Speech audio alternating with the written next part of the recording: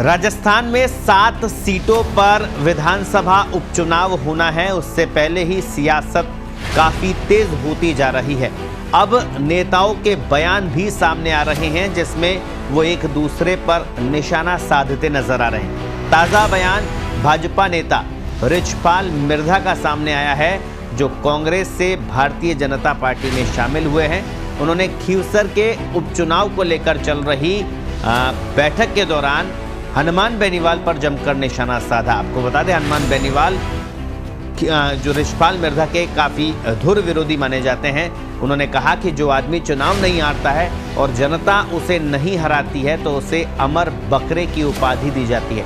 दरअसल नागौर की खीवसर विधानसभा सीट पर होने वाले उपचुनाव को लेकर भाजपा की बैठक चल रही थी। इस बैठक के दौरान पूर्व सांसद ज्योति मिर्धा के चाचा रिछपाल मिर्धा से हनुमान बेनीवाल को लेकर किसी ने सवाल किया कि अगर इस बार हनुमान बेनीवाल चुनाव नहीं हारते हैं तो आप लोग क्या करोगे। जिसका जवाब देते हुए रिछपाल मिर्धा ने कहा कि मैं उसे अमर बकरे की उपाधि दूंगा, क्योंकि फिर वो अमर हो जाएगा।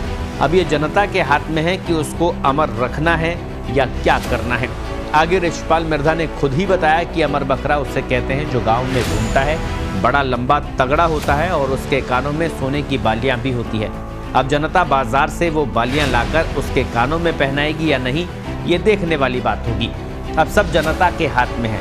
मैं कैसे बता सकता हूँ कि उसको अमर रखना है या नहीं रखना है।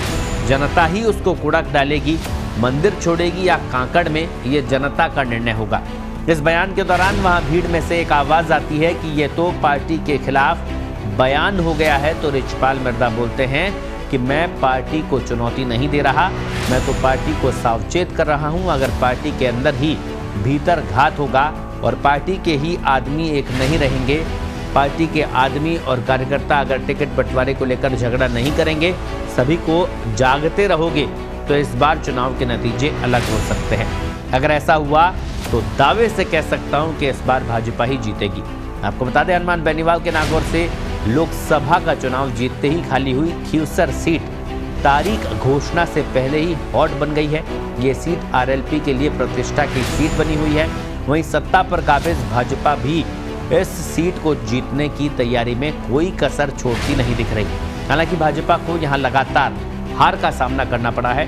आपको बता दें, खीवसर में पिछला चुनाव भाजपा कम अंतर से हारी और इस बार प्रदेश और देश में सरकार होने का फायदा भाजपा उपचुनाव में उठाने की तैयारियों में जुटी नजर आ रही है। प्रत्याशियों को लेकर अभी स्थिति साफ नहीं हुई है, सभी अपने अपने हिसाब से तैयारी में जुटे हैं। उपचुनाव में मुख्य मुकाबला भले ही भाजपा और आरएलपी में दिखेगा, लेकिन कांग्रेस, बसपा, राजस्थान अभिनव पार्टी से डॉक्टर अशोक चौधरी सहित कई दल यहां पर अपना समीकरण बैठाने में लगे हैं। अब देखना ये होगा कि उपचुनाव की तारीख जब घोषणा होती है और चुनाव होता है तो खीवसर की जनता किसे अपना विधायक चुनती है। लेकिन ये साफ हो गया है कि चुनाव से पहले जिस तरह से बयानबाजी सामने आ रही है, तो 7 सीटों पर राजस्थान में जो उपचुनाव होने हैं उसमें खीवसर सीट काफी हॉट सीट बन गई है।